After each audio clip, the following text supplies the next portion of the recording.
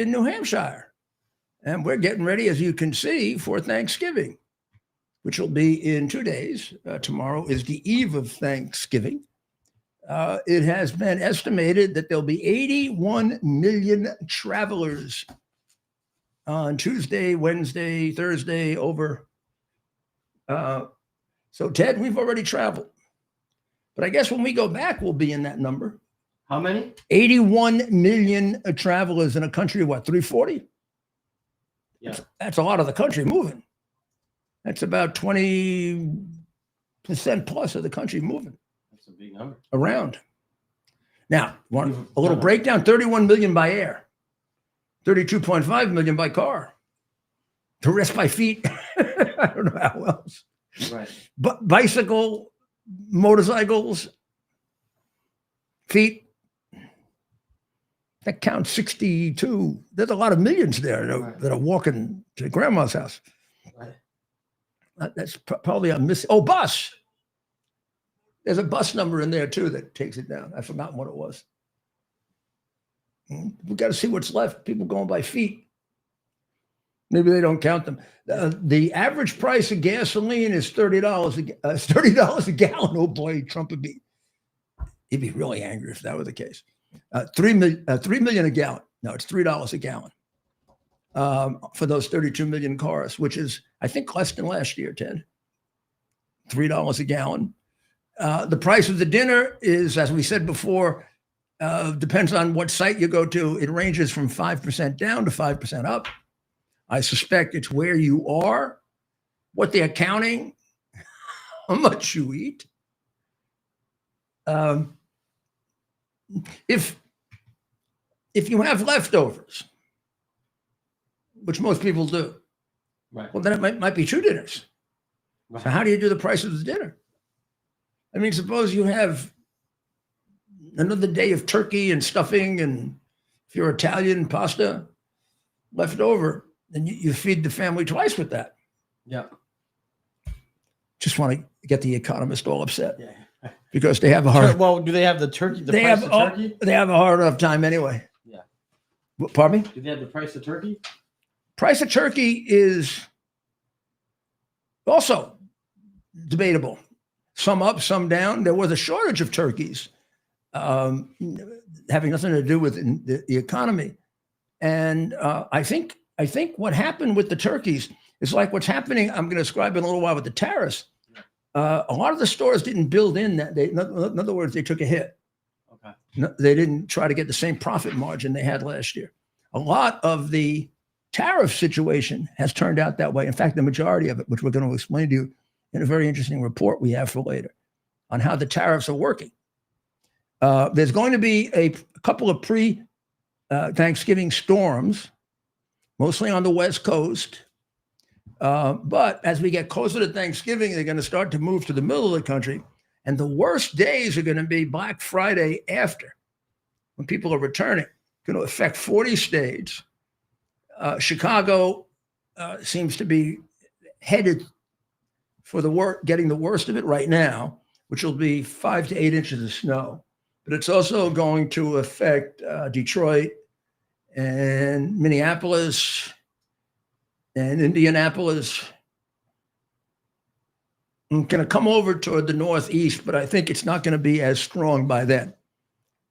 They describe it as 3 different storms, 2, one before, one during, and one over the weekend. And the one over the weekend will be the worst of them. And I can't. I can tell you, with all of the traveling that's going on, this is going to be a real problem. Right. Ted, we did tell our people before, and I know they're probably hanging on every word. Right. What about that coach that went missing?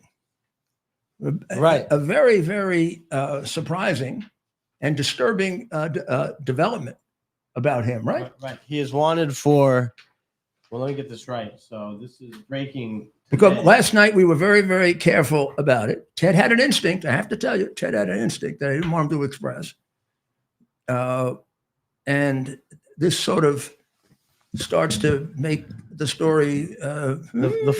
moving in the direction of Ted's instinct. Right, the football coach is now wanted for charges of possessing child sexual abuse material and using a computer to solicit a minor.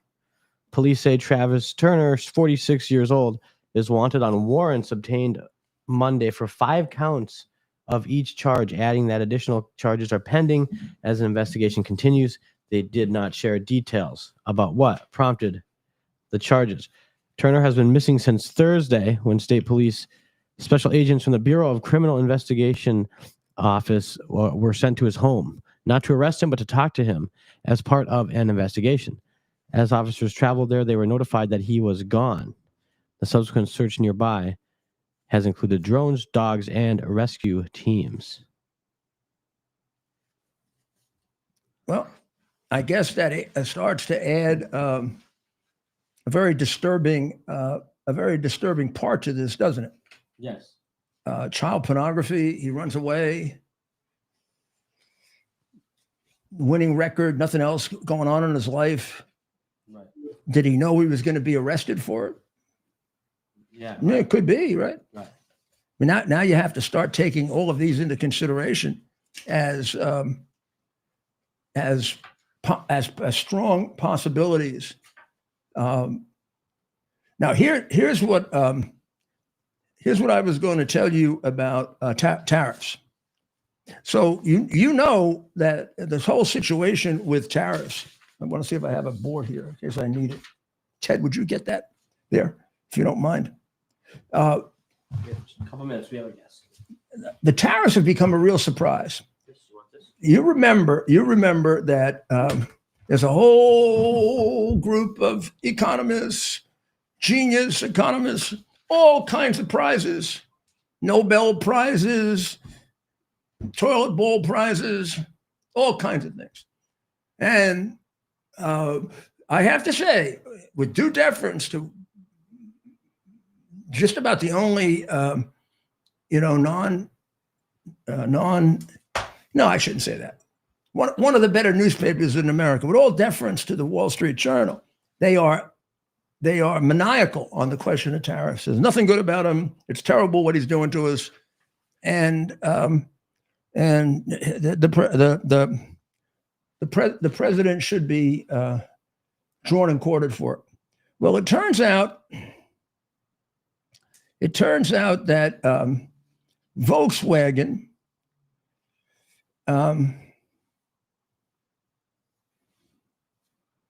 that the tremendous hits that the automotive companies were going to take in terms of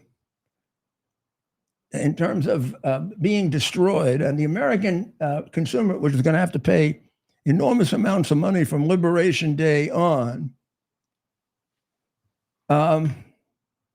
What is mainly happening is President Trump's tariff regimen, according to Matthew Lynn of Commonplace, is starting to significantly reduce profits.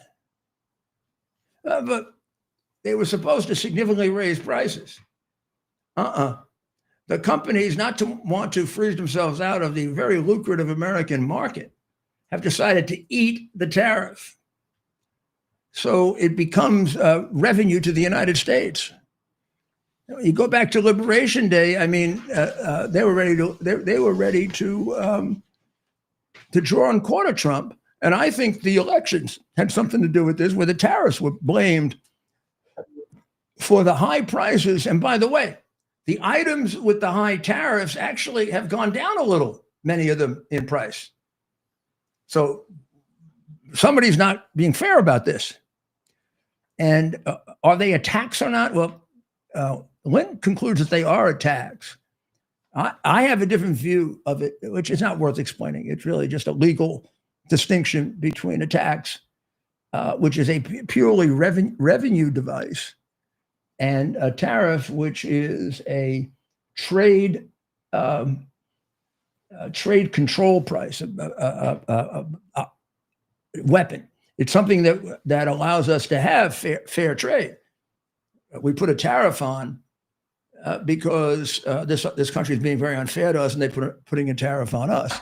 You could put a tariff on also if you're protecting your industries. Generally, tariffs have not been thought of as let's put them on because we need money.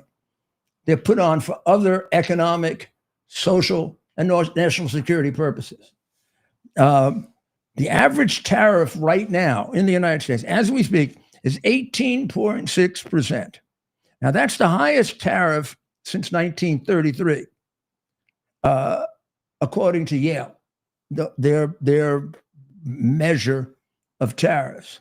But it isn't way out of line, but it's still the highest. So we should be seeing all these terrible effects, and we're not. Inflation, which we were told was going to go to 5% because of Trump's tariffs, by the chief of the New York Fed said it was going to be 4%. The Fed governor, Christopher Waller, said it would be 5%. It's 2.7%. Half in one case of what they and if you go to the Harvard Business School tariff ticker, it's a pass-through rate of about 20%. That means that the people that are being charged the high tariffs are eating 80% of the tariff. They're not putting it into the price of the Toyota or the car. They're only putting 20% of the increase into it as an average. There are exceptions. Some exceptions off the charts, some exceptions enormously good buys. And there are pockets of pain. Like automotives, it's not so much the cars, but the parts and the components are being hit a little harder. But you have, according to Lynn, three dynamics at play here. First, the profit margins were grotesquely high, he says. Some of the profit margins were up to 200% or more, 200% or more profit margin. So there's plenty of room to go down to 100% profit margin and eat the tariff and not put it on the car so that you don't buy Toyota. And that's what they're doing. What's happening to the rest of the money? It's going into the U.S. Treasury. The profits on microchips, same thing. So automobile manufacturers have basically eaten the cost of these tariffs, so that if we want to do an economic analysis of it, while it's going on, I mean, we're not going to know for sure. We're not going to know for sure, but even China, thinking in terms of long-term market, has not written up what it's selling and is eating the cost, again, because they were making massive, huge profits. You would think the left-wing anti-business people would say, wow, Trump is soaking up those profits and getting them returned to the people. So the net is around 300 billion more. That's the net when you take out the extra charge to our economy, take that out, and then what's left? If we got that to 500 or 600 billion, we could end all corporate tax in the United States. And wouldn't that be great? Now we have with us Corinne Clifford, who's at the White House and is going to bring us up to date on what's going on at the White House. Good evening, Mayor. How are you, Corinne? I'm reporting to you live from the White House. It was so busy today, and it's actually beginning to feel a lot like Christmas. The Christmas tree is here. It's not decorated yet. As you know, President Trump and our First Lady just took off to Mar-a-Lago, where I'm sure you're going to join them for Thanksgiving. It's going to be incredible weather in Florida. I just got stuck in a rainstorm. It feels like it's about to snow in Washington, D.C. It may. And it's just exciting. Hmm? It's exciting because, you know, today the turkeys got pardoned, which is a very long tradition. And of course, They're you know, nothing but President Trump. Democrats, right? because only Democrats get pardoned. Well, I got pardoned, I guess, so I shouldn't complain, right? I shouldn't. Oh, wow, look at the size of that turkey. Is that an eating turkey?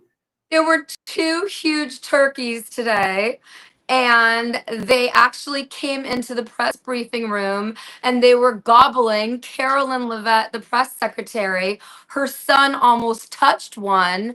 I was kind of worried because I think turkeys are a little bit aggressive, but they got to Some are. stay at the Willard Hotel last night. Who? The turkeys? The turkeys got to stay at the Willard Hotel. That was my headquarters for the There's the turkeys at the contesting the election. Yeah, that's the Willard. There's their crest. And then President Trump was just saying the most hilarious stuff today at the White House. It was super interesting to listen to him. He was saying that last year the official pardons for the turkey were given by the auto pen. So he's going to officially pardon them this year and make up for all of the fake pardons that they got under the Biden regime. So I was laughing about that. It was just a very benevolent, jovial time at the White House. But of course, the White House press corps was so aggressive. And then it started raining on us. And, I'm concerned. They blame him for the rain, right? Oh, yeah, of course. And then I'm standing on the opposite side of President Trump when he is about to board Marine One to go to Air Force One. And of course, the second he comes near me, all the mainstream media starts pushing me, shoving me. And I'm a tiny girl. It was a little intimidating, but I had my umbrella this time. And so I made sure they knew if they got too close to me, I could push them off me. Because, CNN and mainstream media just get so aggressive with me anytime I get anywhere near President Trump. Do they know? Do they sort of categorize you with regard to political view? Oh my gosh, they push me around. They tell me I'm worthless. They say that they have the right to stand in front of me. They hit me with their cameras. They push me around a little too much. But the White House press corps, the Wranglers, they call them the Wranglers, the people that work for Carolyn Levitt, they're pretty protective of me. Sometimes some cameramen watch over me. I'm trying to make more friends with them so they'll film me because I don't have my own cameraman, but they are very aggressive, especially CNN. They're far too aggressive. And Mayor. Question. So of course, we've seen a lot. We've heard from the president today on the what was a 28-point peace plan. Now we're hearing from the president himself on True Social that the plan may no longer be 28 points. What is the latest that you're hearing? The plan between Ukraine and Russia is so critical and key. It has to happen ASAP. None of us really know the truth, except that, Wickoff is going to go fly over there.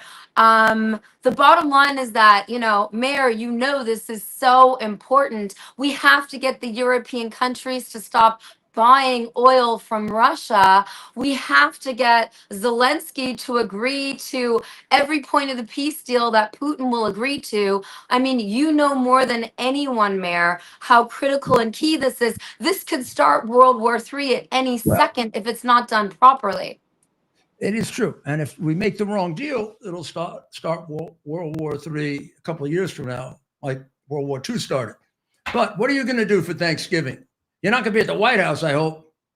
I am going to be in Washington, D.C. by myself. I wish that I was going to be with you and Ted at Mar-a-Lago in perfect weather. We're not going to be at Mar-a-Lago. We're going to be in New Hampshire. Oh, I thought you guys would be in Florida. Well, I wish I was going to be in Palm Beach County, Florida, but I like to be in D.C. when no one else is here. Because listen, I'm worried about Japan. I'm worried about China trying to attack Japan. What do you think about that? We're going to have Gordon Chang on shortly, right after you, and stay tuned. Well, thank you, Corinne. Nobody would know better than Gordon. Well, thank you, Corinne. Thank you, Corinne, and happy Thanksgiving. Enjoy it, okay? God bless you. All right. God bless you, too. So that's a great lead in to China. And we're going to have Gordon Chang on in about 15 minutes. But what she's talking about is actually correct.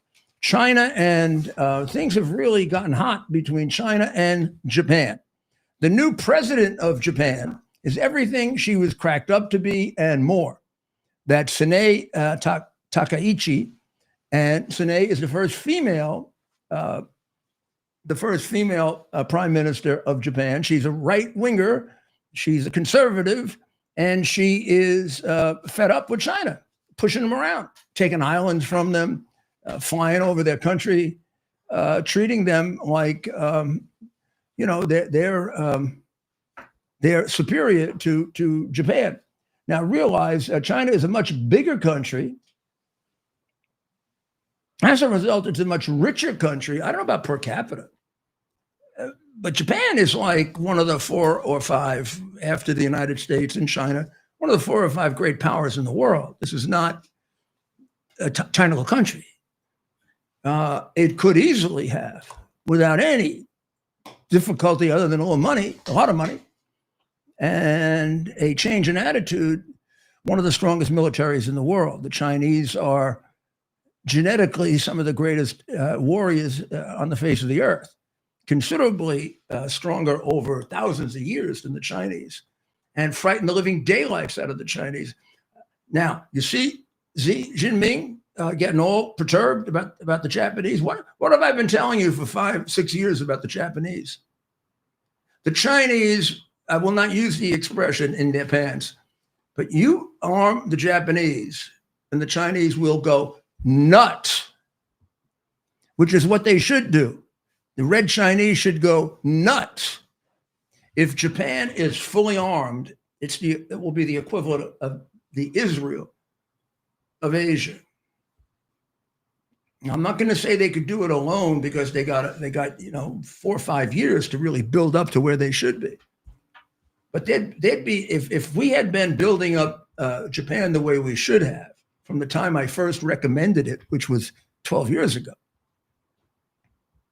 I wanted to be Secretary of State, but I didn't get the job. And one of my prime thoughts in readjusting with China was Japan. If Japan were fully armed the way they could be, they're about a third of what they could be. At a third, they're a force. At 100%, it is possible, and I would want to check this again with military experts, and I'm going to tell you the truth. I get 2 answers here. I would say if Japan were reasonably armed, like a country that wasn't, constitutionally pacifist, could they, along with what Taiwan has done, and some others that would help, like the Philippines, and with American support, but without American troops, could they ward off China? Yes, no. Depends on who you talk to. And it also, in fairness, it depends on how armed they are, what they're armed for, what kind of an attack is it? Is it going to be an amphibious landing, or is it going to be an aerial attack first, and then an amphibious landing? A lot of it has to do with variables that war game it. But there is certainly no doubt that an armed Japan takes a tremendous amount of weight off us. We're still going to be necessary, but to what degree and to how much depends on what kind of allies do we have. As we've seen in Middle East, I mean, for years, we've been talking about taking out the Iran nuclear capacity. It sure was made a lot easier by having the country that Nick Fuentes hates, Israel, do the job for us. And of course, we did a magnificent job, but we had the benefit of a neutered Iranian air defense. Who neutered it? Is Japan capable of doing that to China? Yes. Not now. You promptly arm them. You're damn right they are. Xi Jinping knows everything that I'm saying better than I do. And they are now raising holy hell about Japan doing this. And they're all official exchanges between Hong Kong and Japan should respect. This is from the Chinese owned and operated press, like ours, like the New York Times and it used to be, they had just, government newspapers. They put out the government view. Now, basically, you can assume 80% of the newspapers you pick up are just as much a creature of the government as the China Post and the different Chinese rags. This is one of them that I picked up today, and this one is published in Hong Kong, not Shanghai, but it's all over China. This is slightly more balanced, slightly more balanced.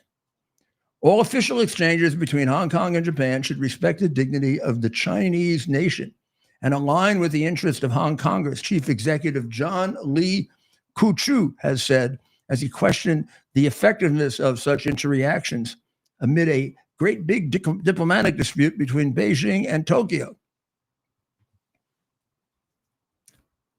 And the administration had called off several exchanges with the Japanese Consulate General. Talks about escalating tensions between Beijing and Tokyo after the new prime minister, Takaichi, suggested that her country might consider military action if an attempt were made on Taiwan. Now, this gets them all perturbed.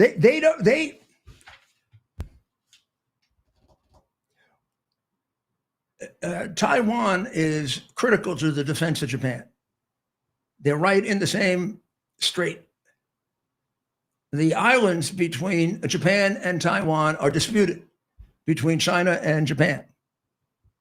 If China got Taiwan, the next step would be to take Japan. And you don't think Japan is going to fight? If you would, and what do you think you're going to do? See, you're going to back them down?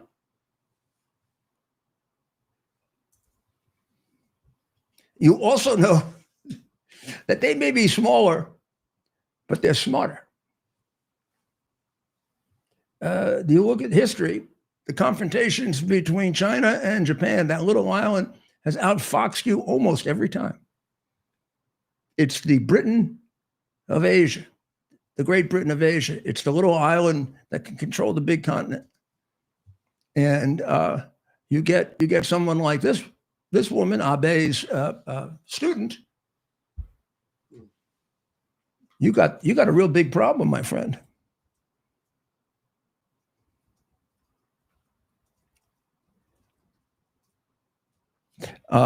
The Japanese are warning their people in Hong Kong to be careful. The Chinese have warned their citizens from going to Japan. There's a travel alert. Now, you also should know there's a great deal of commerce. I mean, Japan is a great mercantile country, has been, for a long time. And China is also a mercantile country when they weren't controlled by communists. And despite the fact that they don't trust each other, they have always done a massive amount of business with each other. And they do now. And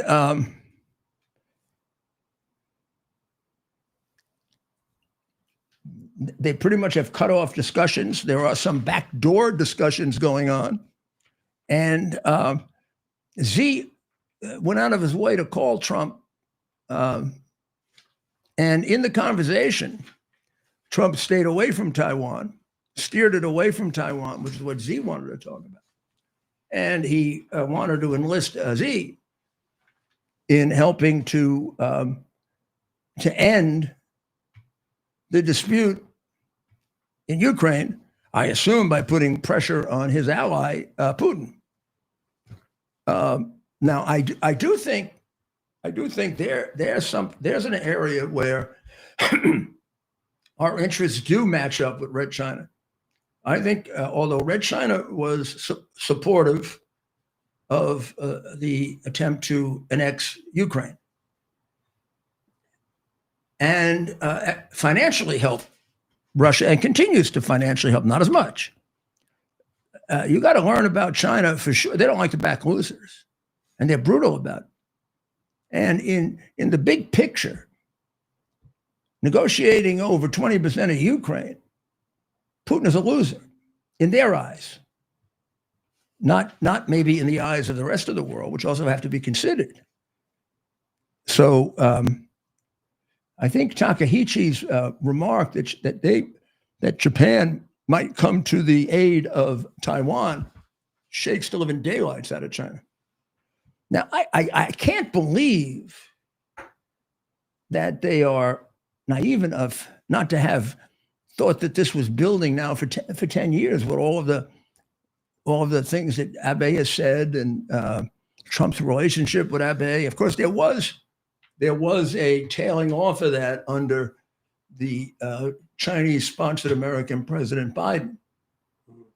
And maybe they thought that had become permanent, that he had convinced Japan to lay off China.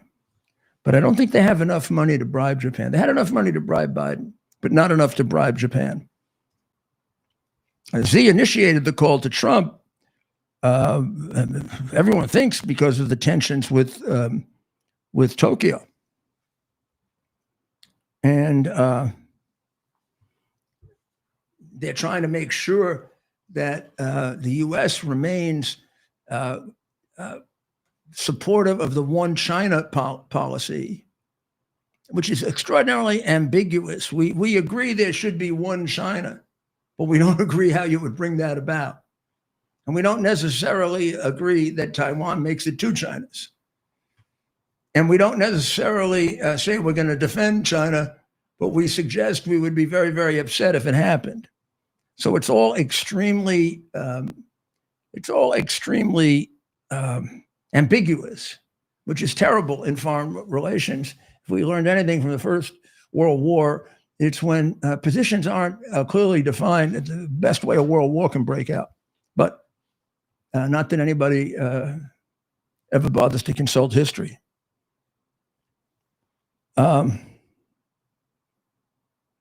So we're going to take a short break.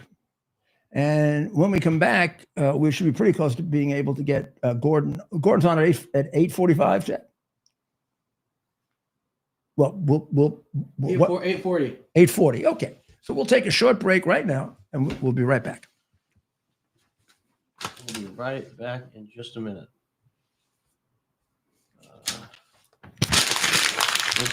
We're still on there for just a second. We're having an issue here. Oh, here. Should I put this in the fire? If that were a real fire, we put that in. If that were a real fire, I'd be sweating. Right. So we'll be right back. Please support our sponsors so we can pay the bills. Here we are, pretty much at the beginning of the process here at this pristine, I call it a laboratory. It's not like a factory, it's like a hospital. This is the beginning of the process for roasting. Deep grain, very good quality. Most people don't use this quality. We deal with small farmers because we like to know who we're dealing with. They give us the highest quality, all organic, non-GMO. You should know all Arabica beans. No Robusto, all Arabica. They're going to go into the roaster and it'll get roasted for about 20 minutes or so.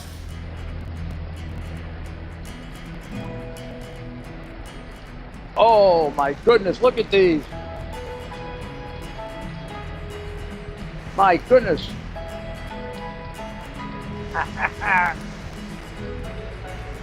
You're going to want to specially order these.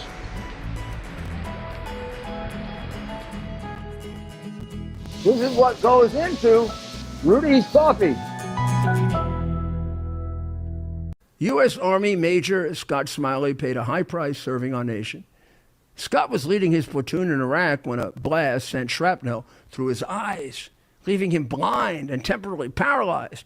Scott would become the first blind active duty military officer before medically retiring years later. Thanks to friends like you, the Tunnel to Towers Foundation gave Scott and his family a mortgage-free, specially adapted smart home. Show your support for America's heroes now. Donate $11 a month to Tunnel to Towers at t2t.org. And we're back. We're back.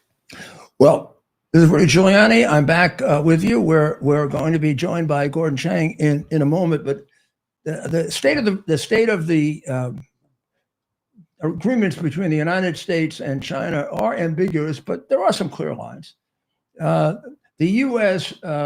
Generally supports the idea of one China, but catch this: it does not support any form of a military violent takeover of Taiwan. In other words, I guess you could say it would support if Taiwan wanted to join China, which is highly unlikely because China has gotten worse and worse and worse and worse since they originally separated as part of the nationalist Chinese. So let's see what someone who knows a lot more about this than almost anyone has to say about it, and that's Gordon Chang, who I would say is the preeminent expert on Chinese relationships. He probably wouldn't say the preeminent and the best one, but I would. He certainly will admit that he's one of the best. Now, Gordon, this is very, very interesting. I've always wanted Japan to flex its muscles because I always thought China would, I can't say it the way I'd like to say it if I was with you alone, would become very upset if that happened. Well, it looks like they've gone through the roof. And all she said is the obvious. If they attack Taiwan, it could become a security issue for Japan. They may have to take military action. Yes. On November 7th, Prime Minister Takaichi said, and this was in response to a question from an opposition lawmaker in the Diet, the parliament. Prime Minister Takaichi said that if China invaded Taiwan, this would be a survival threatening situation for Taiwan.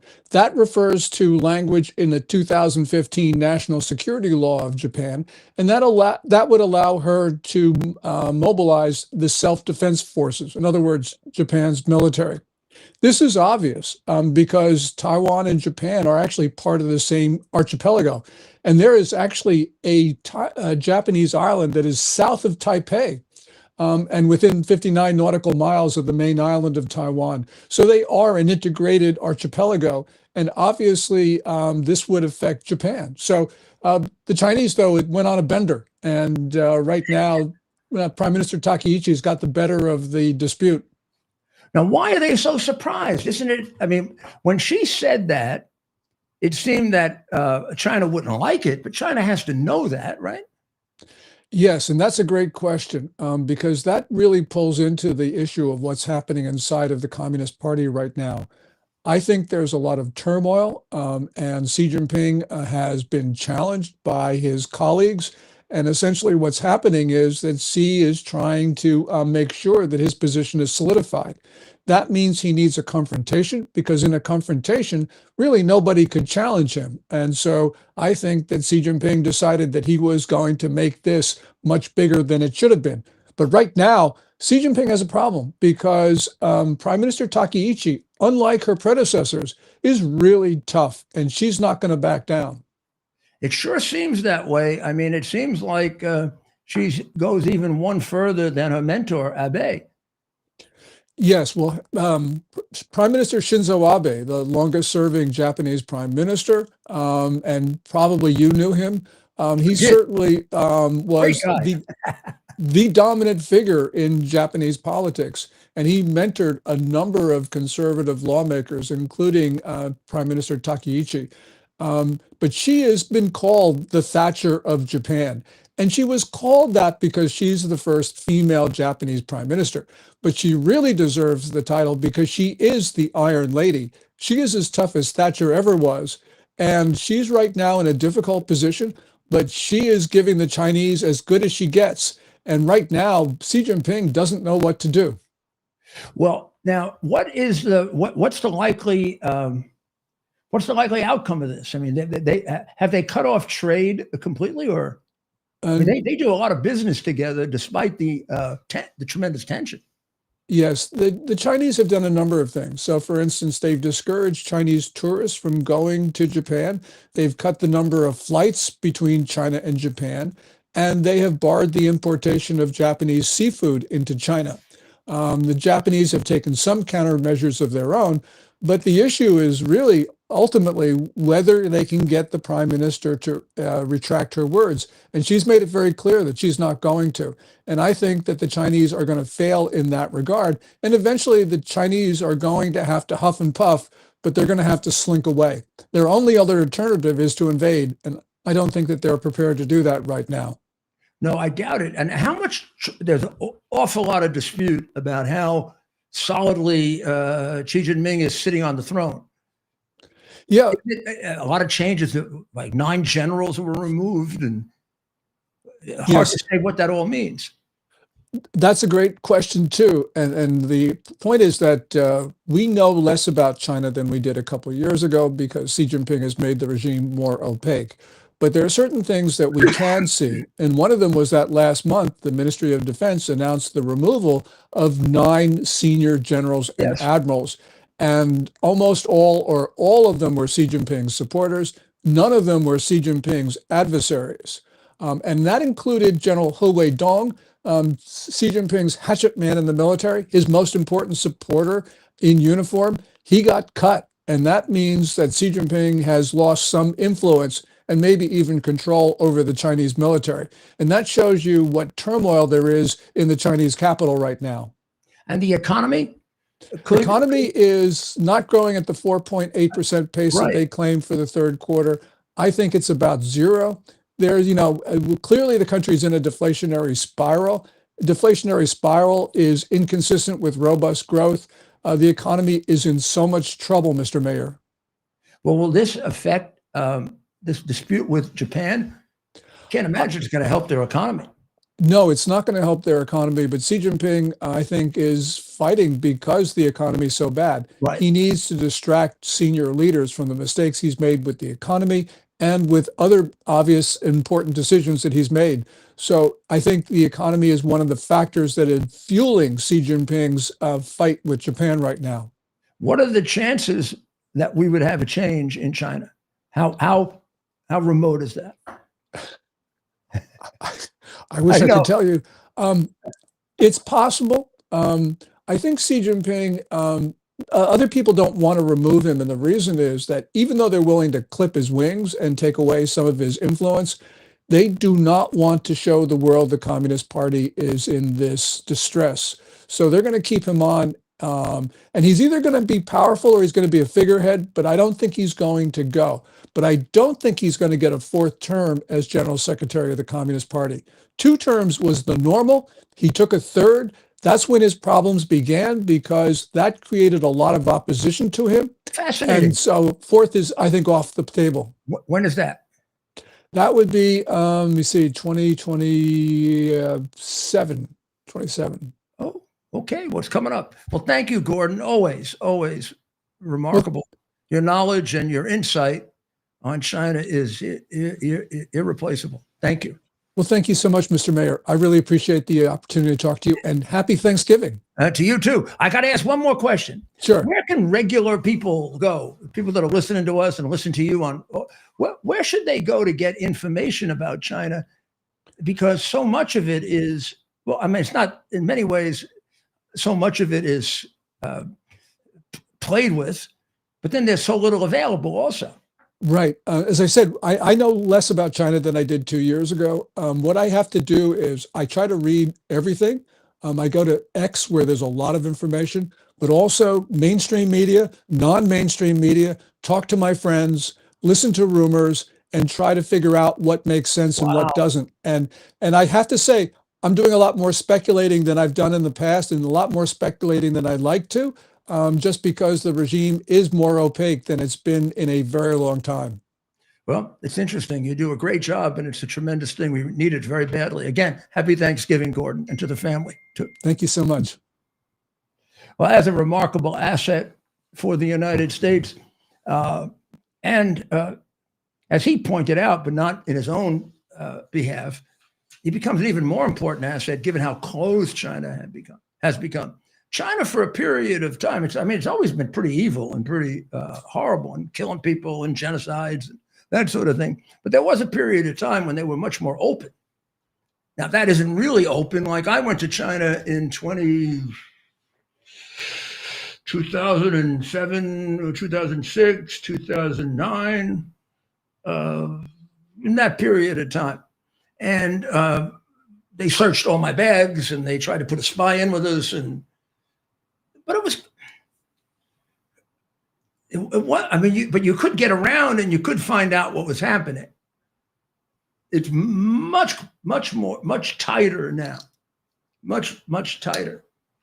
And that isn't good. I mean, a lot of people thought it was much tighter because he was planning. I think a lot of people thought he was going to attack Taiwan even before now. But I also think that it has been one of the things that has come out of the Ukraine situation, which is all bad, really, except for this. I think it slowed China down. I think China saw the difficulties that Putin had with a country like Ukraine, which, well, I guess since 2014 has been trying to get ready for war. But up until 2014, really, I don't think thought Russia was going to attack them. And Taiwan, I would suspect, has to be better prepared than Ukraine was. I mean, they've been under the gun for 40 years and made very conscious decision that they're going to fight China to the death. That's not going to be easy. Would a massive air attack do it?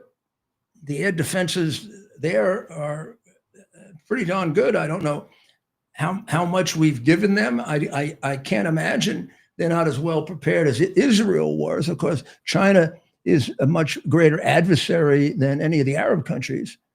But China has never been a great military power. It's not. The Chinese have been a sporadic military power, and an air attack on a small island by a big country seems obviously would succeed. But depending on the sophistication of Taiwan's defenses, don't count on it. I mean, remember, this country, Taiwan, has become, it's sort of like the Israel of Asia. Out of nowhere, the nationalists, as well as the indigenous population of Taiwan, that does not consider itself Chinese. You've got to realize that. If they want to go back, and to the indigenous population like Ken Burns does, well, then this is a Chinese colonization. They were never a part of China. And when they were, it was always forced. They do not consider themselves a part of China. They do not consider themselves ethnically Chinese. The ethnic Chinese are the refugees who came there in 48 and 49 when Mao Zedong defeated Chiang Kai-shek, and the Nationalist Army retreated to, I think it was called Formosa then, or a lot of it was called Formosa. And for a while, they became dictators. The Chinese refugees became dictators over the indigenous or original population. And it took at least a generation to become a democracy. They fought very hard to become a democracy. And now they are a democracy, like Israel, and a strong democracy, and increasingly strong military power. That from the day they started, recognized that China could try to invade them or would try to invade them, and they had been threatened with it probably 50,000 times. Not only that, China will fly over them, strafe them, do all kinds of things. Well, that's really, in a way, a bit stupid, because all that does is antagonize them more. This is a long time ago, and I'll get the date of this trip and the name of this person. I talk about it enough that I should reconstruct it better. It's in my book, and the people that were there with me are all available. But I was in China on for a totally non-governmental business thing. I had at the time a security company in Japan as part of my overall international security company, which I would visit both for that reason and some other business reasons, meaning Japan, Tokyo, 3 times or 4 times a year. and I was invited by theoretically private people in the Chinese government and in China. But at that level of business, nobody's free of the Communist Party. They may not want to be. They want, but they're not. And I knew that. So they invited me because they wanted to talk about doing security in China, which I wasn't sure I wanted to do, but I thought it would be worth talking about it. Also, I hadn't been to China. I thought I'd get a good bird's eye view of it. And maybe I had been there once before. I can't remember if this was my first trip, my second trip. I think it was my first trip. Pretty sure. Okay. So I met with and had a long conversation with the head of the Communist Party in Beijing. So you got to understand, the really key people are not the people who are the president of the company, the admiral of the ship, like Hunt for the Red October, the principal of the school, the CEO of the company. The important person in every one of those organizations is the Chinese Communist Party representative, like the representative of the similarly communist teachers union.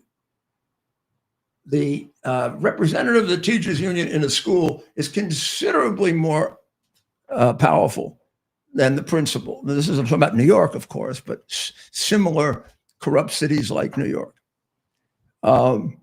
The principal is less powerful. The parents are nothing, because the teachers union follows the rule that the Democrats and the communists follow, that for purposes of education, the children are the property of the state and the parents should say nothing about it. Well, the Democrats now follow that on most things, like change of gender.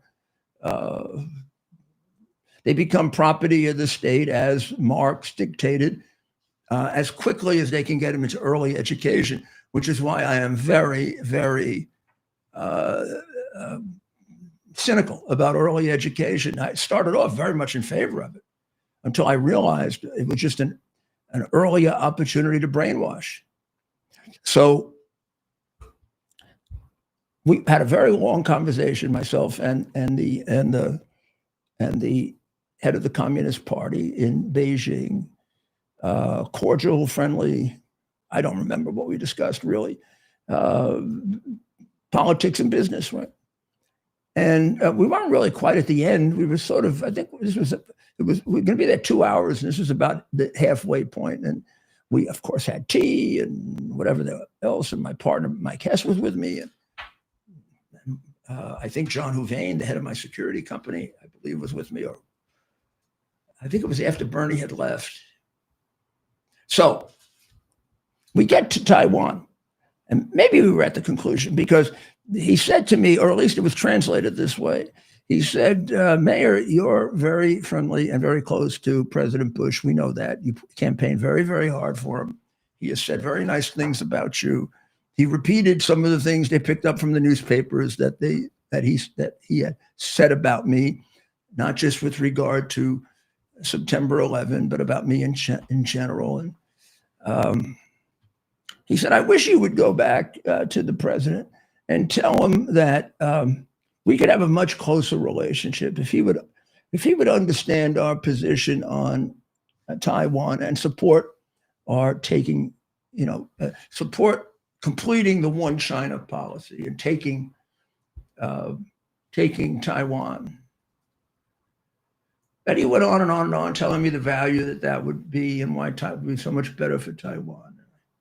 And when I got a chance to talk, I said, well, and I thought I'd be cute. And I said, Mr. Chairman, a lot of this would be made a lot easier, not by President Bush, but by you. By you, I mean China. The Taiwanese, however they're constituted now, were a dictatorship like you are for a while. Maybe not as strict, but they were. And they fought very hard to become a democracy on their island. And their island is, millions of people. It's not like two people. Yeah. So people who fight for democracy like that, they don't want to give it up. Now, you didn't do yourself a lot of good with Hong Kong. You made a deal with Hong Kong, right? The English gave it back to you. And you said Hong Kong could be autonomous, semi-autonomous, largely autonomous. They didn't have to follow the socialist and communist economic system. And they could have their own little system within China, which many, many people who take an optimistic view of everything thought was going to lead to a China becoming democratic and a prime example of a strong defender of human rights. And it's just gotten worse and worse and worse. And things in Hong Kong have fallen apart. At least that's our perception, and more importantly, the perception of the people in Taiwan. So why would they join you if their lives are going to become much, much worse and they're going to go back to being a dictatorship? Why don't you present them a picture that's a lot more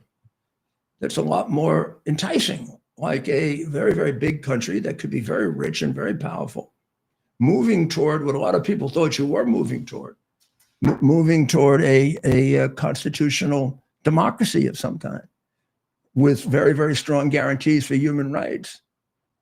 So it was shorter than I think it was shorter than I just described it, Ted. Right. And it was being translated simultaneously. And in the course of it, I could see him agreeing with me and smiling. And I got to tell you, there was a second in which I thought I was, wow, I'm going to go back and tell them. I convinced this guy, at least on the surface, that's at least a step. And then I was getting ready for him to say something after I stopped.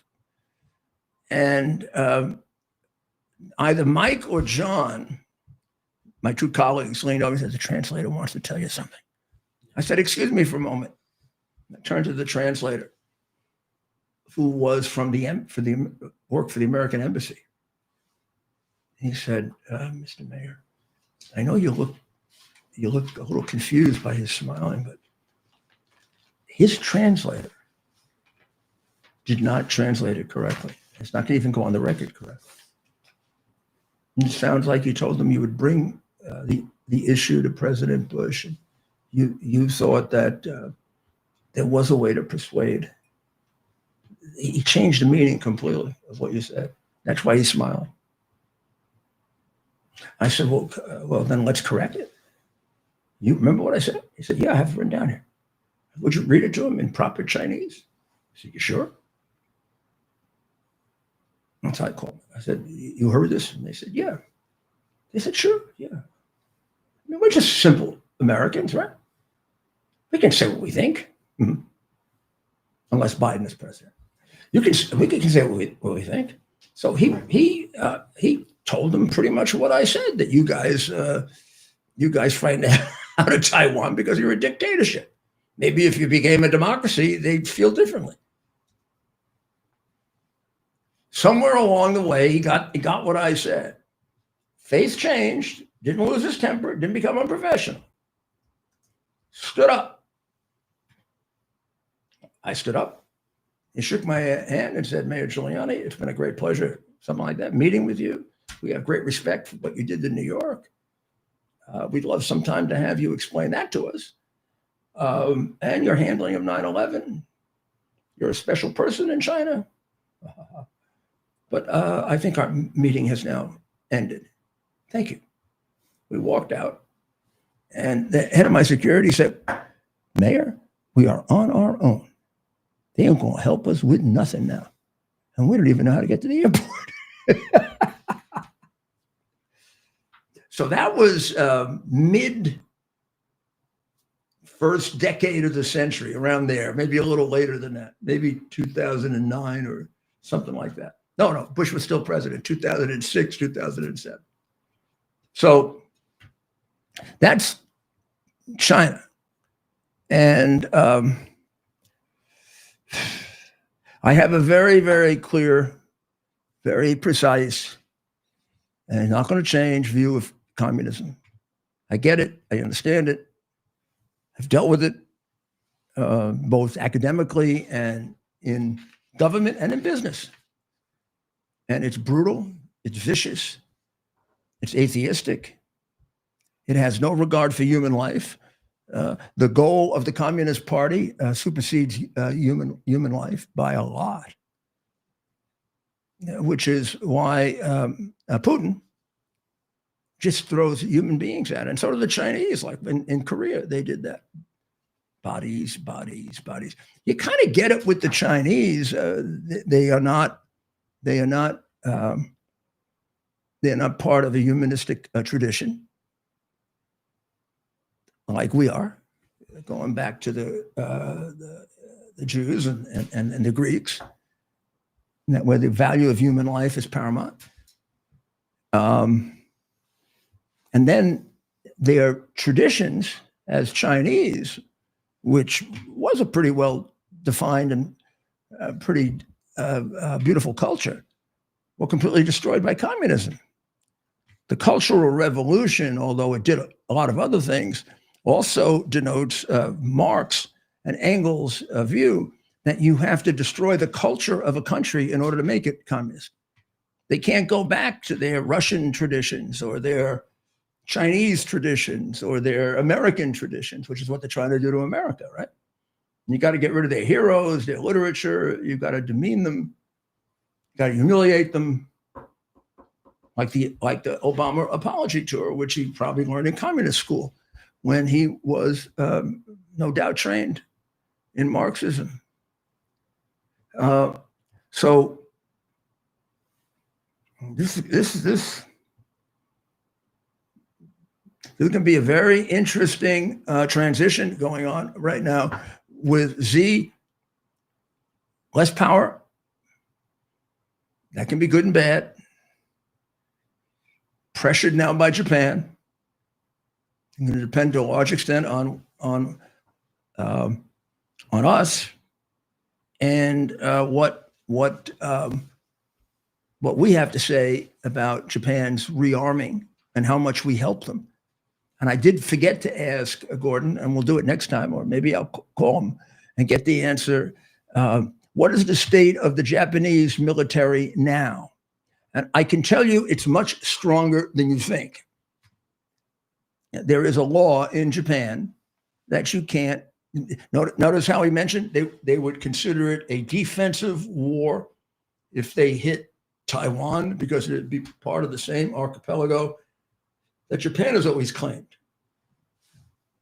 So they would consider that an attack on them, or so close to an attack on them that it would then allow them under their constitution to go to war. That was a very, very important clarification that Takaichi made. Very important and very frightening to the Chinese, because for a long time they had a population in Japan that was traumatized by the Second World War and the atomic attacks and the defeat, which they never expected. But it's very different. And for this, we can thank some people that go way back. We can thank General Douglas R. MacArthur for this. Douglas R. MacArthur was probably the greatest occupier, certainly in the history of America, maybe the history of the world. I mean, Caesar was pretty damn good in making people Roman citizens and therefore conquering them and converting them. You could not I mean, you could not consider the apostles occupiers because they were just pure converters based on morality and example, but not like Muhammad. But I can't think of anyone that switched the country around so quickly from a great enemy of the United States to a great friend of the United States. And Douglas R. MacArthur is revered in Japan to this day. The people in Italy and Germany did a good job too, but it wasn't as hard as it was with Japan. I mean, we're much more alien. I mean, they're part of our culture and we're part of their culture. How many German Americans? How many Italian Americans? How many Americans have been to Germany and Italy? How many have been to Japan? MacArthur underestimated, brilliant general, but maybe, and the Incheon landing was probably one of the greatest military feats in history, reversed by the communists around Truman. But the best occupation that I can think of in history to achieve the purpose of bringing countries together was MacArthur in Japan. And I don't think there's any appreciable anti-American feeling among the Japanese, Ted. I think they are very close friends of ours. Yeah. To the same extent that Israel is, despite the fact that we apparently have a heck of a streak of anti-Semitism, certainly on the Democrat side, and we got one emerging on the Republican side that we should kick in the teeth and knock it out and get it out of here. I mean, the greatest wisdom on the Holocaust and anti-Semitism and kill it before it starts growing. It's just like crime. And the broken windows theory. First outbreak of anti-Semitism, out. Okay, free speech, fine. You want to be anti-Israel? You have a right to free speech. You don't have a right to come on my show and say it, though. This is a private show. This isn't run by the government. If I say, Ted, I'm going to put so-and-so on and not so-and-so, I'm not illegally discriminating. I'm discriminating like you discriminate, and you got 3 books in front of you, and you have to discriminate between the 3 of them and figure out which one you want to read. In fact, if you take that away from me, you take away my right of freedom to learn, to know, which is part of the freedom of speech. So we have every right to kick him the hell out of the Republican Party. Bingo. He's not being canceled. He can go anywhere else he wants. We just don't want him in our house. You don't have to let somebody in your house if you don't want to. There's no legal action. Somebody can't come to the door and serve you with a subpoena unless they're like the Biden and FBI that lies like they did in my subpoena. They can't come in to the door and say, we're atheistic communists who don't believe in your form of government, but we want to sit down and talk to you and convert you. You can say, well, I'd rather not. Goodbye, boom, and close the door. They come in, you get them arrested for trespassing. So stop this garbage with this canceling Fuentes and stuff like that. It's making a decision of what your party stands for. And there are people who are so inconsistent with that they can't be part of your party if it's going to stand for anything. It's always been that way. Lincoln would have thrown him out on his ear listening to the stuff he's saying. So get the podcast. It goes into great detail. You're not going to have to worry about arguing this point. We give you all the material. We give you half the material in the first one. Next week, we'll give you the rest of the material. We did it in two parts, but it's done already. Second one, we're going to start editing now. Make sure everything's together. All the pictures are in place. We don't do it. We don't like change what we said. When I say edit, we put in, like, if I'm going to say his first speech, we found his first speech. This is the first speech that he gave. Let's listen to him when he was very young and he first began. Then you got to put it in. And that we do edit somewhat. But the speech is available to you, and you can go find it just like we did. And you can hear the whole thing if you want to listen to him for an hour. I found it difficult listening to him for 3 minutes. But, he's as I've gotten older, I've suffered fools much more gladly. As a younger person, I probably would have just, I mean, if he started saying that to my office, I'd just throw him out. The minute he says, I think Hitler was a good guy, I'd say, well, okay, great. Just, why don't you go back to the insane asylum you came from? We'll get your bus pass back to Creedmoor. And I'm busy. I got to listen to somebody tell me how great Hitler was. Okay, good, great. If I did that, I never would have succeeded at anything. So let's make sure we got all the pre-Thanksgiving stuff out that you need to know. We talked about Minnesota. Tell us about Minnesota, and then we're going to talk about another similar rehabilitation project. Although I think Fuentes is too far gone to be a rehabilitation project. I think you just get them out and go stay with your Nazis. Candace Owen, who I always liked, she's getting to the point where, well, I mean, I guess I don't know if it's the Post or the Wall Street Journal, they're basically recommending she get treatment. But we'll get into that also. Yeah, tell us about Minnesota. This is another weird, but great instincts, detective. Well, we're making him into a detective. Well, I'm learning from the best, that's for sure. Well, Minnesota's apparently drowning in fraud. Billions in taxpayer dollars have been stolen during the administration of Governor Tim Walz alone. Democrat state officials.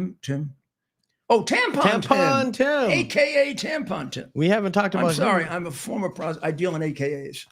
AKA Tampon Tim. AKA potential Chinese, who knows what.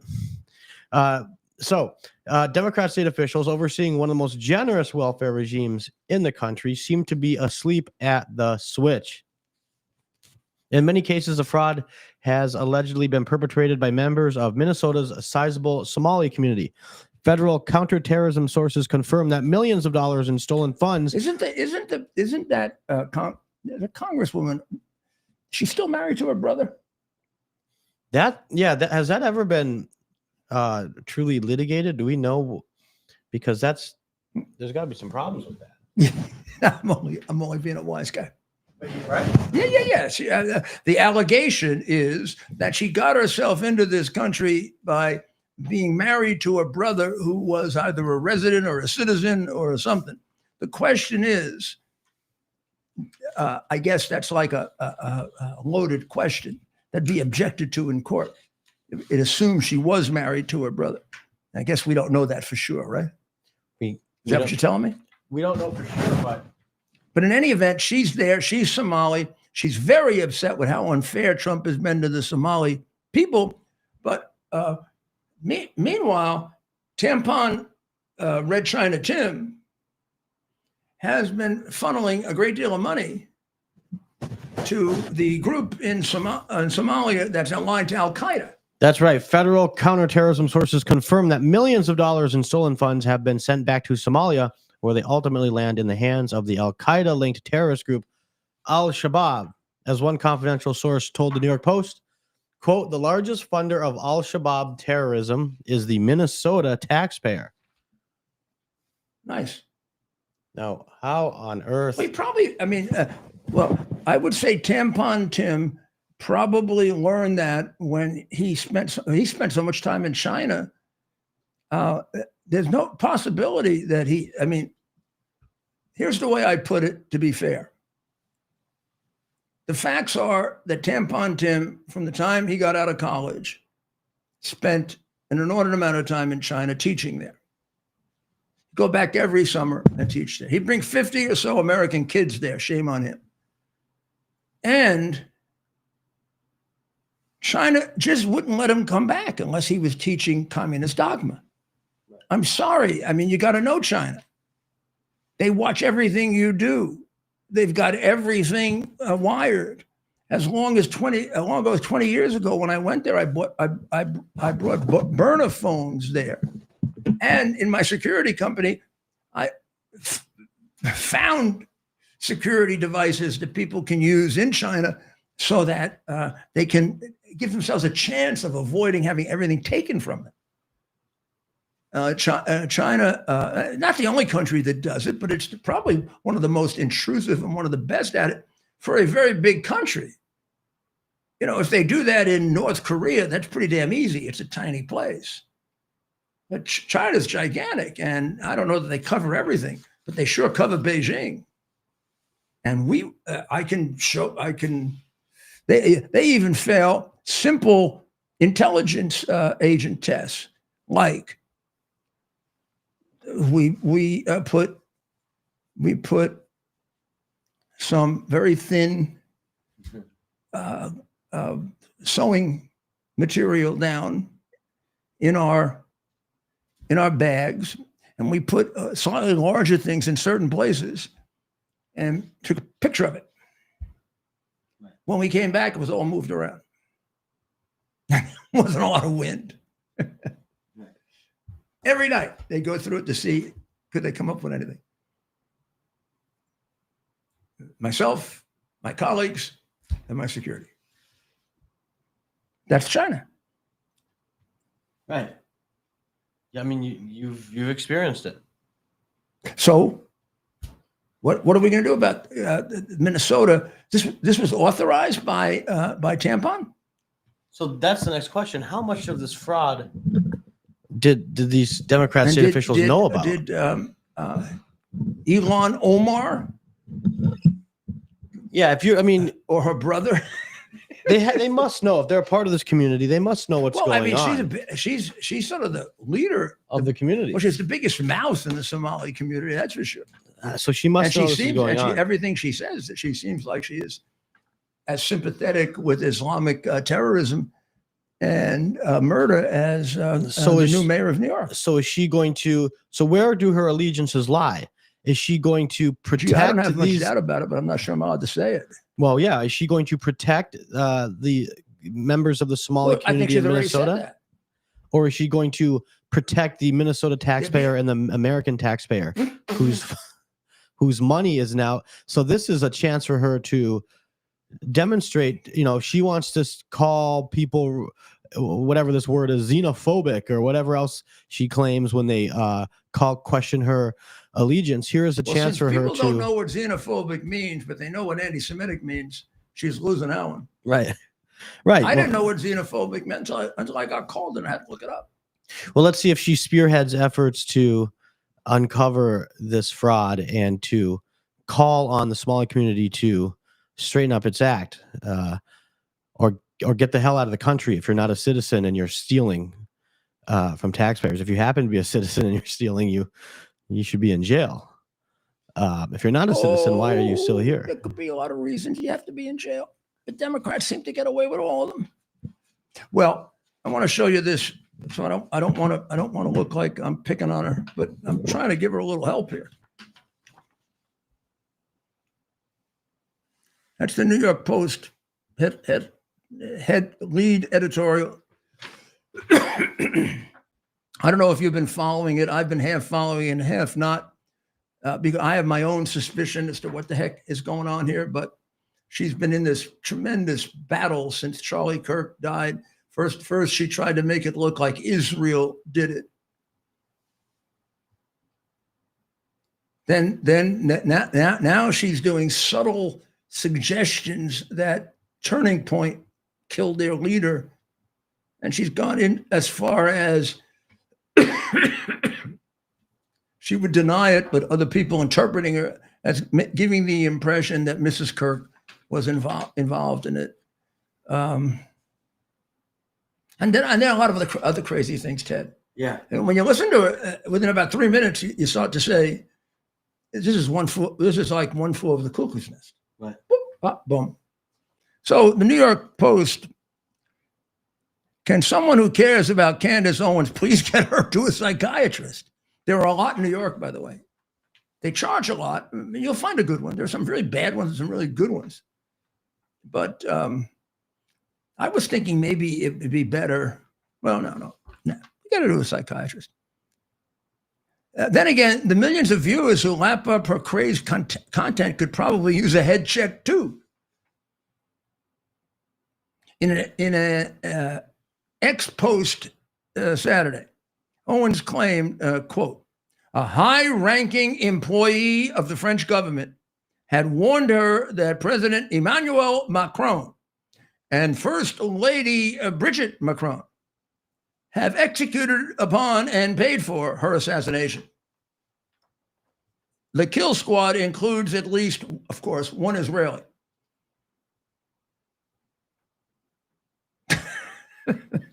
She's losing her last pinky finger hold on reality, says the writer.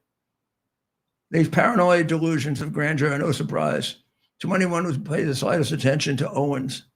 She's been claiming since last year that Brigitte Macron is trans, and the Macrons are part of a pedophilic cult, the Frankists, that founded Israel. Right. She's even suggested Brigitte may be her hubby's biological father. I didn't know that. Of course, she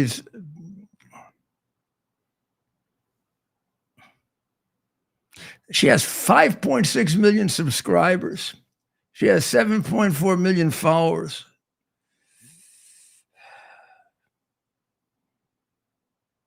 This is the problem.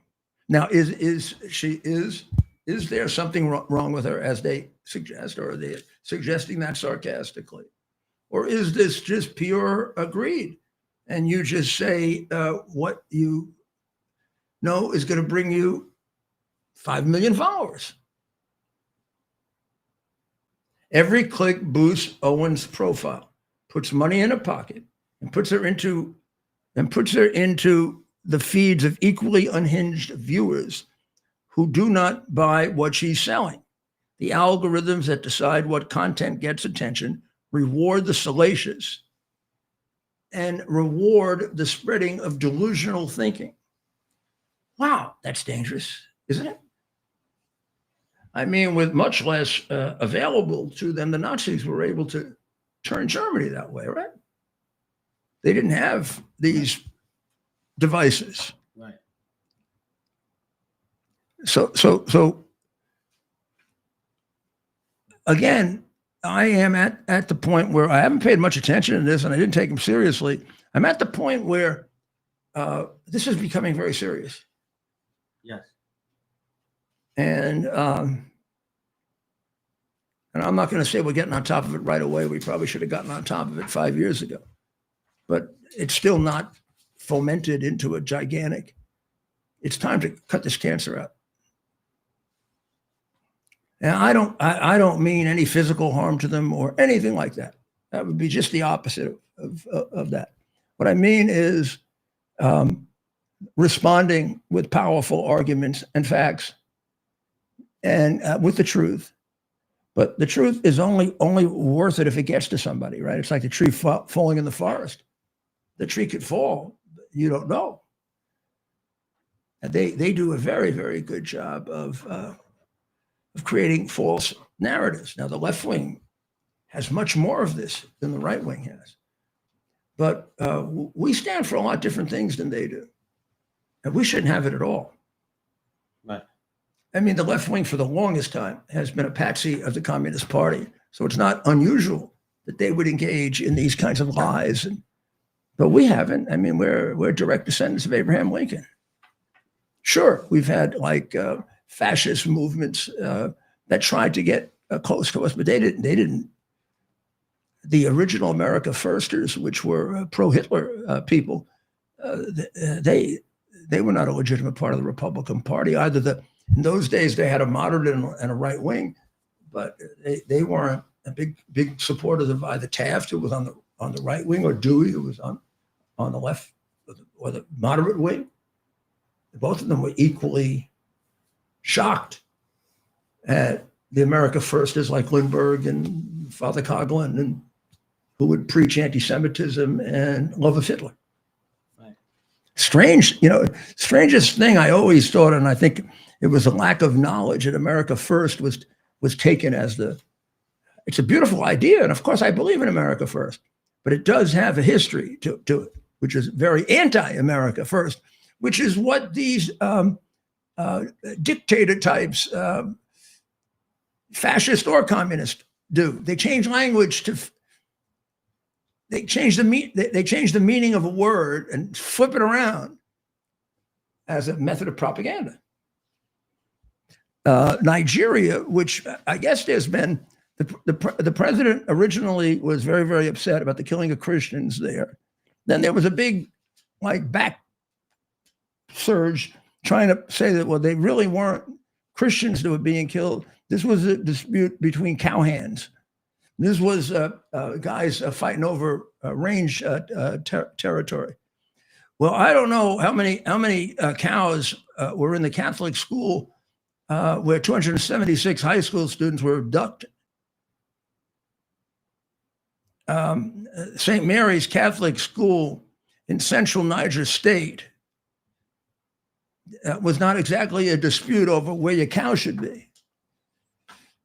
And they were sprayed with bullets, forcing 303 students and 12 teachers and staff into the nearby forest at gunpoint. 50 students have escaped so far and been reunited, according to Bishop Bulus Dua Yohana, the Niger State chairman of the Christian Association of Nigeria. Of the children who remain missing, 39 are nursery school students, according to a list published by the Catholic Diocese of Kontagora.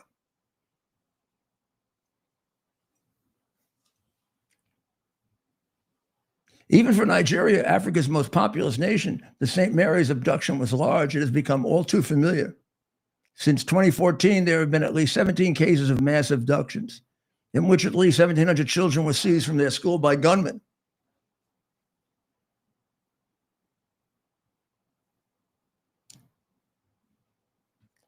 And this was a Christian school.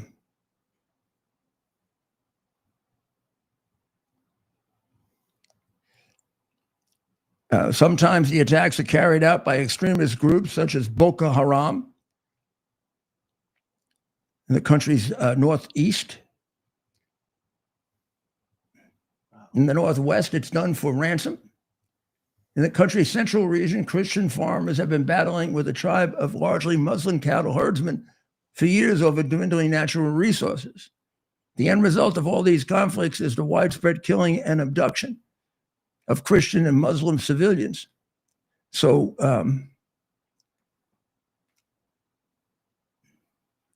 the numbers happen to be grossly in favor of the killing of Christians.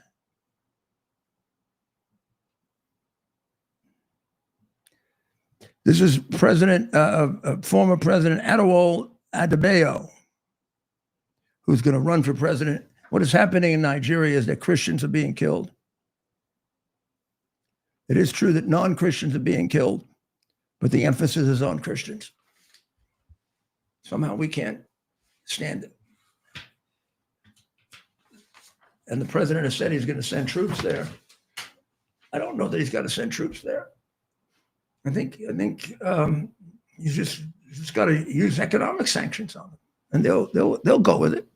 Worst part of it is, and this has to be considered, but then you got to put your foot down, right? They are one of the African countries that is the most pro-American. So I don't know what you square that with, but we got to think about that. But then again, it's like anti-Semitism. And we do allow too much abuse of Christians, murder and abuse of our religion. Things where, defiling Muhammad, who, if you just do a painting of Muhammad that's historically accurate, like his leading an army or his killing a bunch of Jewish people, you got to take it down. But if you do a thing where you put cow dung on the Blessed Mother, which obviously never happened, right? You're considered to violate the First Amendment. We have a inability to face the truth about Muhammad. Right. Bet you couldn't do a movie based on just the things in the Quran and the Hadith recited about Muhammad and make it his life. Bet you couldn't. But you could do the Last Temptation of Christ, which way back said that Jesus was married to Mary Magdalene. There isn't a single religious or historical fact supporting that. I'd do a movie based on what it says in the Quran, not rumors, and what it says in the authoritative Hadith about his advice in the second half of his life, first killing Christians and Jews, and then having a separate little business where you could extort money from them if they were willing to be submissive to you. Kill them. Either become Muslim, get money out of them, and won't pay the money, they won't convert. He killed thousands and thousands of them. Muhammad did. And that's how the religion got spread in the 2 centuries after Muhammad. There's a great recommendation. There's a great recommendation to increase the number of trade schools in the United States to fill crucial jobs. I hope that's followed up on. I think that is a great idea. I'm sure you would too. The attacks on the ICE agents are increasing. More and more of those attacks. They are being compared to Nazis. They're being compared to the Gestapo, the Save Police, and all of that is having an impact and putting their lives in jeopardy. There was an incident of alleged brutality by ICE, which I haven't analyzed carefully. I will, so I can give you my views on it tomorrow night. I sure as heck have experience with that too, having seen real ones and phony ones. And I think we've gotten most of it told to you that you're not going to hear someplace else. Or you're not going to hear about the good news about the tariffs. And I seriously doubt you're going to hear anywhere else the kinds of things that Gordon Chang said, or the fact that unlike the Democrats, when this ugly issue of anti-Semitism stands up, we stand up. We don't go hiding like Schumer. Many Republicans have stood up against the Tucker Carlson interview, and particularly the things said by Fuentes in very, very strong language.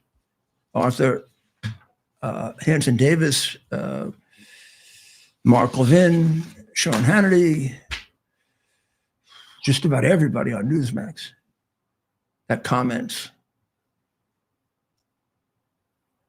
Mm-hmm. I can't think of anybody that's defending him. Far different than Ilhan Omar. When she makes her anti-Semitic remarks, they all go hide in Biden's basement. Very few comments about that. And I hope that the piece that's out right now, I hope it does its job of showing you that this is more than justified and long overdue. It'll be on. You have any excerpt that we can show them before we sign off? Sure. Here we are in soccer time.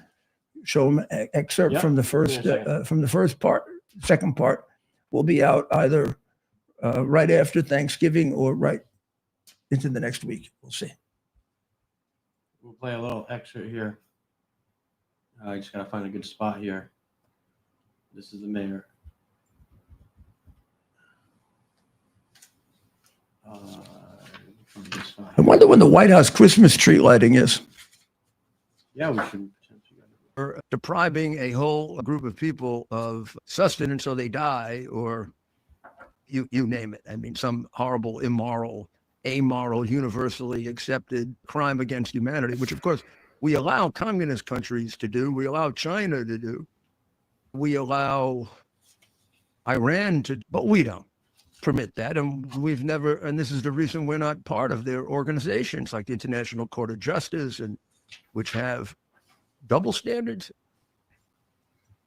no standards. So there are a whole group of quintessential American issues that bring us back to our founding and the reason for this country, our raison d'etre. We did have French help, so we are allowed to use some French words for the country. So it does raise a First Amendment issue, of course. Can I or Tucker Carlson or anyone else, a left-wing nut job, can they put on anybody they want and say anything they want? And is all of that covered by the First Amendment? Well, and then, of course, the second is the judgment it entailed in that. And the third is the political impact of it. All of that comes together in one.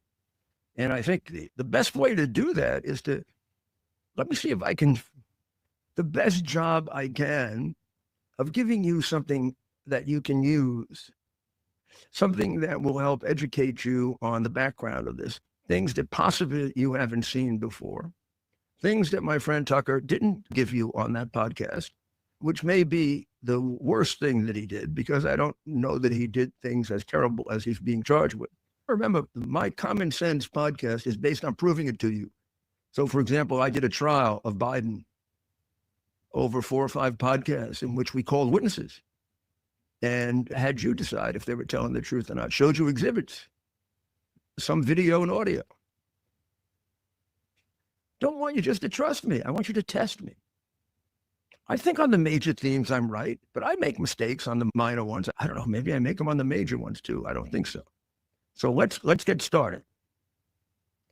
And I think the way we start is let's give a simple answer to the First Amendment so we can go forward. However terrible you think Tucker Carlson was for, and I'm not saying he was, but however terrible you think he was for doing this, or however awful Fuentes was, under the First Amendment of the United States Constitution, as presently interpreted and with attendant laws that have been passed to fill it out, what they do is perfectly legal. As the President of the United States says, Tucker Carlson can call anyone he wants. All that does is implicate not legal rights with very narrow circumstances. I guess a war criminal, who knows? Well, what we do is we use in that particular episode, we use his first speech, his interviews with Alex Jones, who is partially his friend and partially his adversary, and certainly doesn't go as far as him on things like anti-Israel and anti-Semitism, which is a good thing. It shows that people don't just reflexively follow this guy with hateful ideas. We then show you his current position on Trump, which we showed you last night, him saying that Trump has ruined the MAGA movement, that Trump is fat and a pig and lied to everyone. And so I don't know why we have to defend him, but people assume that he's part of us. He's not. He doesn't like Trump. You'll be surprised to learn he didn't vote for Trump.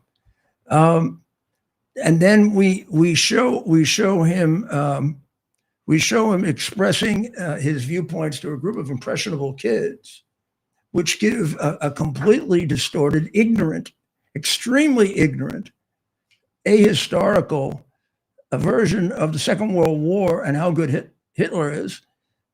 So it isn't just what I'm going to show you, but what in the Seder, the Jewish Seder, they have something called Dayenu, which is God let us out of bondage. That if God had only let us out of bondage, that would be enough. If God had only let us out of bondage, Dayenu, and then Dayenu, then if God had given us the 10 Commandments, that would have been enough. Dayenu. So this is a Dayenu. You'll see why in a moment.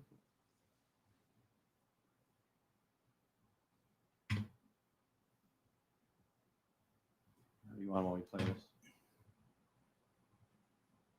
Simple yes or no answer. Hitler, good guy, bad guy? That's a top. Well, there are no good and bad guys. They're just people. But that's not true, dude. It is true. I mean, so if you had to check one box, I'm going to say I'm neutral on that. I'm abstaining from There's that no one. neutral. you're saying that Hitler was not a bad guy? I think that, it's a But then world you're war. questioning why people may not want you talking? There's I'm a giving lot- you a well, platform. Look, if we're going to say Hitler bad, then I'm going to say Churchill bad, and I'm going to say Roosevelt bad, and I'm going to say they're all bad. But if we look at him as a product of his time in that moment, we have to judge him with those things in mind. That's all. I mean, there's plenty more about the Jews killing Jesus and the Jews wanting to kill, still wanting to kill Jesus and all kinds of crazy stuff. But isn't that enough?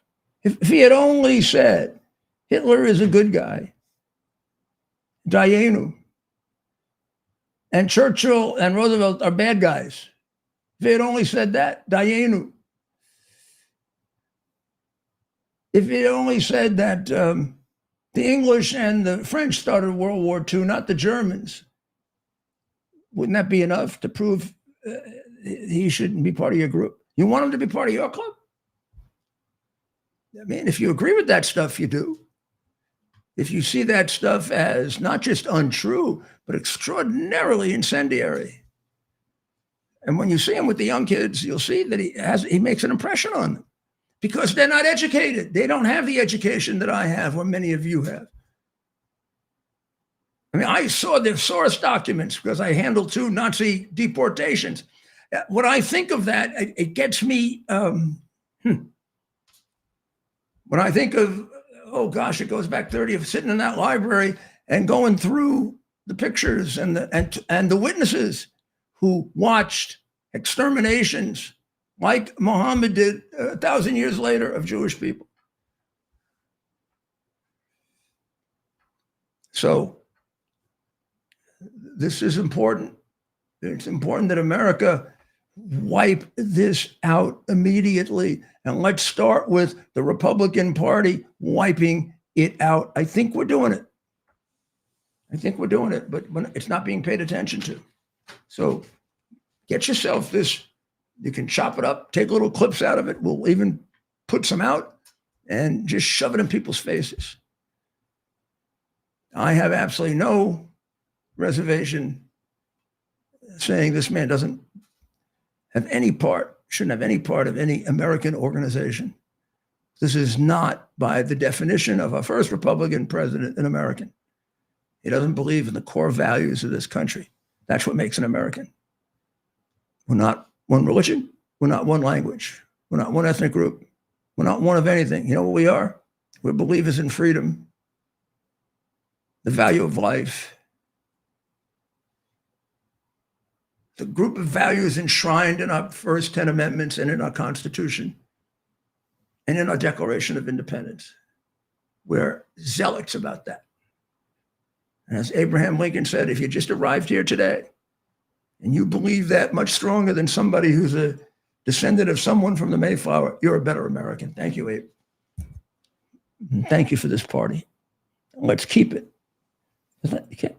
Party can't be pure, but we can stick to our basic values and never, ever compromise those, ever. And when a person like this comes along, sweep them out as an example of what we stand for and not worry about, oh, they might not vote for us. And maybe some of those kids, maybe some of those MAGA, he says the MAGA movement's over. So what the heck are we worried about? I don't really care how many votes we lose. I think it's much more important that we don't lose our immortal soul. And that's what you're playing with when you're playing with Jew hatred, Nazi adoration, and Holocaust denial. You're playing with losing your immortal soul. Well, with that, we should pray for the people of Israel, because not only do they have the Muslim extremist enemies, and Europe, they've got nut jobs like Nick Fuentes, and the entire American left. So pray for the people of Israel. Pray for the people of Ukraine, who may or may not be getting a peace situation. I mean, while peace is being discussed, they're getting killed, which got to tell you something about the good faith of Putin, but I hope that registers somewhere. And pray for the people of Iran, who very quietly are undermining their Muslim, insane, excessive, terroristic regime. Pray for the people of the United States. Do a prayer of thanksgiving in advance, just in case you forget on Thursday. In fact, you should do one every day to the Lord our God. And say a prayer for our great president, who is really, really saving our country, step by difficult step. So thank you very much. An early happy Thanksgiving. See? And God bless America.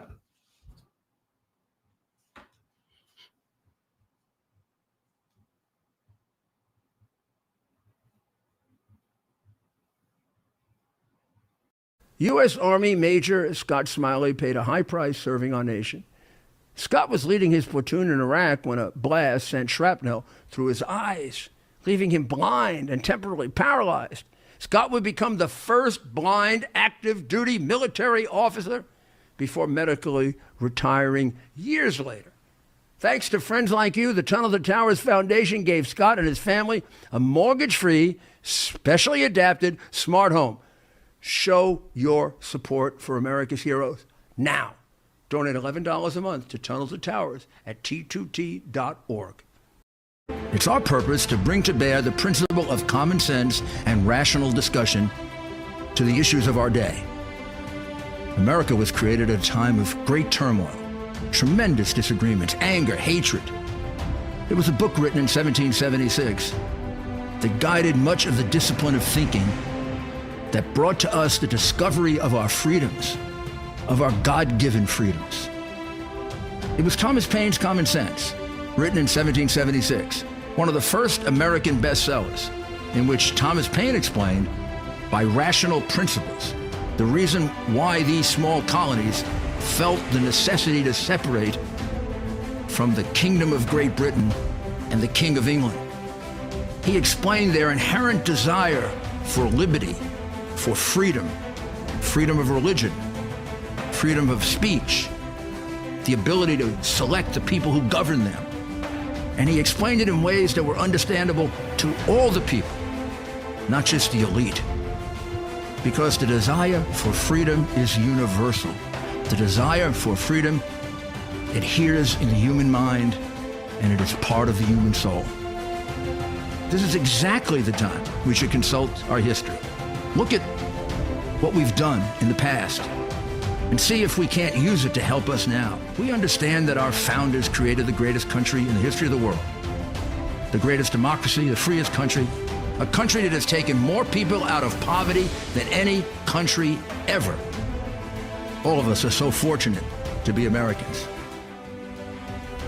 But a great deal of the reason for America's constant ability to self-improve is because we're able to reason, we're able to talk, we're able to analyze. We are able to apply our God-given